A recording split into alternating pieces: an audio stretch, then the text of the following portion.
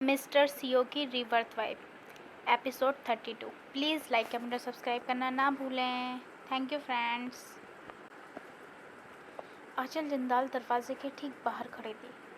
नायरा वास्तव में डिस्ट्रैक्ट होने से खुद को रोक नहीं सकी। अगर हम आंचल को जाने के लिए नहीं कहेंगे तो वे पूरी रात बाहर खड़ी रहेगी। उसने धीरे से विरोध किया। अगस्त्य राजपूत के हाथ ने धीरे से उसके सिर को रगड़ा। फिर दरवाज़ा खोलने के लिए उठा।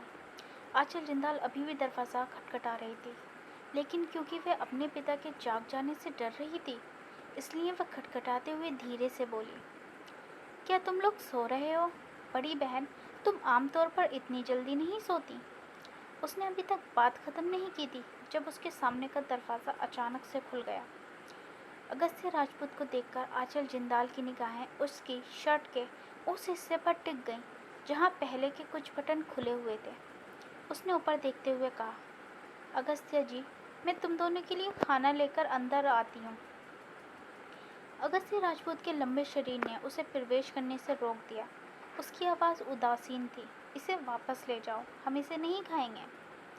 उसे इतने रूखे तरीके से व्यवहार करते देख आंचल जिंदाल ने अपने होठों को दबा दिया और कहा, लेकिन अगस्त्य जी, आप सारा दिन काम करने के बाद इतनी देर से आए हो। आपने निश्चित रूप से खाना नहीं? कोई ज़रूरत नहीं है। उसके शब्द अभी ख़त्म भी नहीं हुए थे जब उसने धम सुना।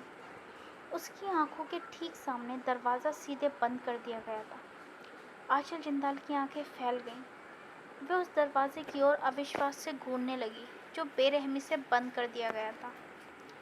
नायरा को जो कपड़े इकट्ठा करने के बाद बिस्तर पर बैठ गई थी, उम्मीद नहीं थी कि बात इतनी जल्दी ख़त्म हो जाएगी। यद्यपि वह अगस्त्य राजपूत का मामला संभालने को तरीका था, लेकिन ये स्थान जिंदाल परिवार का घर था। उसे जिंदाल परिवार की इज्जत का भी ख्याल रखना था। हालांकि वे स्पष्ट रूप से आंचल जिंदाल को कोई इज्जत नहीं देना चाहता था। सोचते हुए उसने अपना सिर उठाया और अगस्त्य राजपूत को वापस आते देखा। जैसे ही नायरा ने उसकी गहरी आंखों को देखा, उसने बिस्तर से छलांग लगा दी। उसने सफ़ेद भालू उठाकर अगस्त्य की तरफ फेंक दिया और बाथरूम की ओर भागने के लिए मुड़ गई। मैं नहाने जा रही हूँ। अगस्त्य राजपूत ने फेंके हुए भालू को पकड़ लिया और फिर उसके भागते हुए मंजर को देखा। उसने उस भालू को आँख के कांटे की तरह एक तरफ फेंक दिया और एक आह भरी मुस्कान दी। आंचल जिंदाल अभी भी दरवाजे पर दस्तक देना चाहती थी, हालांकि अंदर से कोई आवाज़ नहीं आ रही थी। उसने अपना हाथ उठाया और वापस पीछे खींच लिया। उसके जो हाथ कटोरी पकड़े हुए थे, अत्यधिक बल लगाने से सफ़ेद हो गए। एक पल के बाद उसने अपने दांत पीस लिए और वापस अपने कमरे में जाने के लिए मुड़ गई। उसने सारा खाना कूड़ेदान में डाल दिया और फिर कटोरा भी फेंक दिया। नायरा ने बाथरूम में आधे घंटे तक इंतज़ार कराया। आखिर तौलिया बांधे हुए बाहर निकली। जब वे बाहर निकली, उसने अपने गीले बालों को एक तौलिए से के साथ रगड़ा, जबकि दूसरे तौलिए को उसने अपने शरीर के चारों तरफ लपेट रखा था। वे सबकॉन्शियसली तौलिए के गिरने से डर रही थी। जब वे आगे चलकर आई, उसकी नज़रें अगस्त्य राजपूत पर पड़ी, जो एक पुरानी फ़ोटो एल्बम के साथ उसके बिस्तर पर बैठा हुआ था। तुम क्या देख रहे हो? अपने बालों को तब तक रगड़ने के बाद जब तक उसमें पानी टपकना बंद नहीं हो गया, वे उसके पास चली गई। अगस्त्य राजपूत ने एल्बम को नीचे रख दिया। नायरा ने अपनी आंखें नीचे कर 10 साल पहले ली गई उस परिवार के 4 सदस्यों की फ़ोटो को देखा। उस वक्त सुनीता गुप्ता का उस परिवार में दाखिल होना बाकी था। तब जिंदाल परिवार खुशियों से भरा हुआ था। ये खुशियों का ठिकाना था।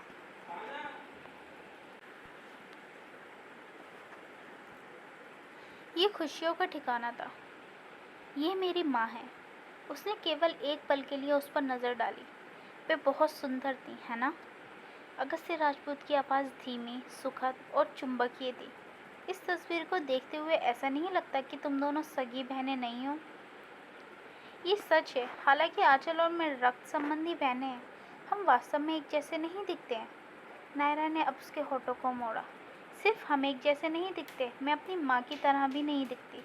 यदि मेरे पिता ने हमेशा मुझे प्राथमिकता नहीं दी होती और मुझे सबसे ज़्यादा प्यार नहीं करते, तो मुझे शक होता कि मैं सच में उनकी बेटी हूँ या नहीं। अगस्त्य राजपूत ने अचानक से उसकी ओर देखा। नायरा ने उसकी अस्पष्ट गहरी आंखें देखी। मुस्कान की तरह दिखने वाला उसका चेहरा उसे प्रभावित नहीं किया। सबकॉन्शियसली उसने अपने शरीर के चारों ओर लपेटे हुए तौलियों को देखा। ऐसा लग रहा था कि कुछ भी नहीं दिख रहा हो। वो मेरे बाल अभी गीले हैं, मैं इन्हें सुखा कर आती हूँ, ये कहकर वे मुड़ गई। उसने अभी 2 कदम लिए थे जब आज उस आदमी ने आसानी से खींचकर उसे वापस बिस्तर पर धकेल दिया।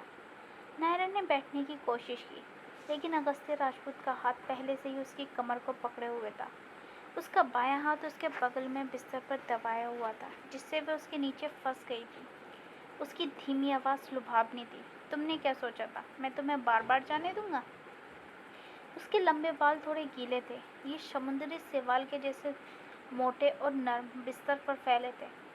नायरा का चेहरा लाल हो गया। उसके दिल की धड़कन भी तेज हो गई।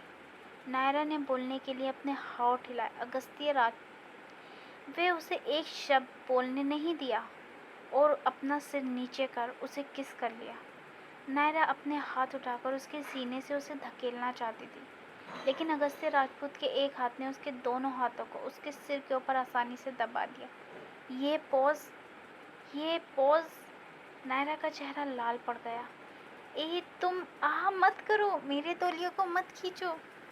इससे पहले बड़ी मुश्किल से उसने अपने ऊपर इतने कसकर तौलिया लपेटा था। वहाँ मत छुओ। नहीं। नायरा का चेहरा उस हद तक लाल था जैसे खून निकलने वाला हो। उसने कभी ऐसा कुछ अनुभव नहीं किया था।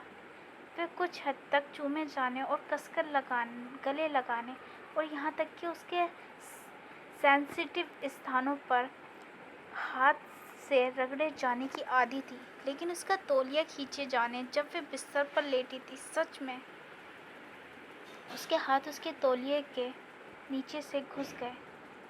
बिना कपड़े लिए अंदर जाना और केवल एक तौलिए में बाहर आना, क्या ये सब इसलिए नहीं था ताकि इसे आसानी से हटाया जा सके? उसकी आवाज़ सम्मोहक थी, जिससे नायरा के छोटी बच्ची जैसे दिल की हलचल और शर्मिंदगी को उजागर कर दिया। वे मानती थी कि उसने आज़ाद भागने की योजना नहीं बनाई थी, हालांकि उसने इतना ज़्यादा जुनून कभी नहीं देखा था। उसका दिमाग पूरी तरह से खाली था और वह पूरी तरह से प्राकृतिक रूप से रिएक्शन कर रही थी। उसने महसूस किया कि अगस्त्य राजपूत उसे पूरी तरह से दबा रहा था। उसका पैशनेट किस उसे कुछ भी सोचने से रोक रहा था। वह उसके कानों के पास झुक गया। जब वह फुसफुसाया तो उसकी गर्म सांसों से नायरा का पूरा शरीर कांपने लगा। क्या हुआ तुम्हारी उस हिम्मत को जब तुमने मेरे कपड़े उतारने की बात की थी? भालू खा गया? मैंने जिंदाल परिवार के घर तक पहुंचने के लिए 200 किलोमीटर प्रति घंटे की रफ्तार से गाड़ी चलाई, फिर भी मुझे खुद ही अपने कपड़े उतारने पड़ेंगे। उसने पहले ही सोचा था कि कंपनी चाहे कितनी भी घर के करीब क्यों ना हो, वे इतनी जल्दी नहीं आ सकता था। कौन जानता था कि वह वास्तव में 200 किलोमीटर प्रति घंटे की रफ्तार से गाड़ी चला कर आया था। उसका जुनून उसे जिंदा निकलने वाला था। नायरा उस हद तक छेड़ी गई जहाँ वह लगभग रो ही चुकी थी। वहाँ मत छुओ, किस नहीं। उसकी आवाज़ उत्साही और कोमल थी। उसे विश्वास नहीं हो रहा था कि ये उसकी अपनी ही आवाज़ है। अप्रत्यक्ष रूप से इससे उसके ऊपर के व्यक्ति ने, जो पहले से ही बहुत ज़्यादा एक्साइटेड था, नियंत्रण खो दिया। उसने अपना सिर नीचे करके रफली उसके होठों को किस करने लगा। उसने नायरा को नीचे दबाया, जबकि उसकी जीभ आपस में लिपटी हुई थी। उसके शरीर का तौलिया लंबे समय पहले उतारकर फेंक दिया गया था। वह पहले कभी इतनी एक्साइटेड नहीं हुई थी और उसका शरीर कभी भी एक्साइटमेंट और उत्तेजना से इस तरह नहीं कांपा था जैसे अभी कांप रहा था। उसने अब कुछ नहीं पहना हुआ था, लेकिन उसके ऊपर वाले शख्स अभी भी पूरी तरह से कपड़े पहने हुए था। अचानक उसने नायरा के हाथों को ऊपर उठाया।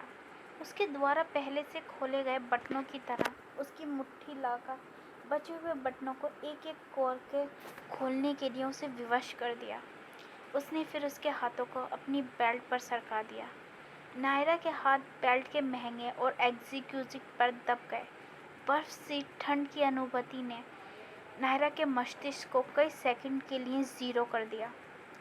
उसने केवल अगस्त्य राजपूत की पैशनेट भरी आवाज़ सुनी, बी गुड, इसे खोलो।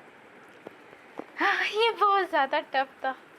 एनीवे, बाय बाय फ्रेंड्स, कल मिलते हैं। और कल मेरी जॉब का पहला दिन है, तो प्लीज़ मुझे गुड लक विश करें और मैं कोशिश करूँगी डेली एक एपिसोड डालने की। कल से मेरी जॉब स्टार्ट हो रही है। Bye bye, take care.